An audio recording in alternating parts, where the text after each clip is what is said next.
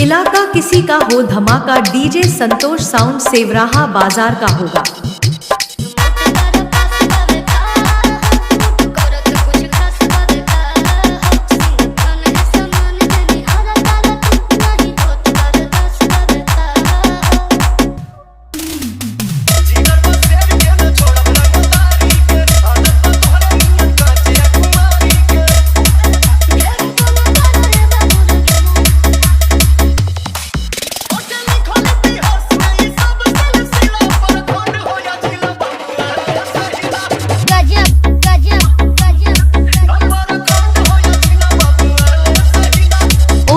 Power base DJ Santosh sound Sevraha बाजार। DJ booking करने के लिए संपर्क करें।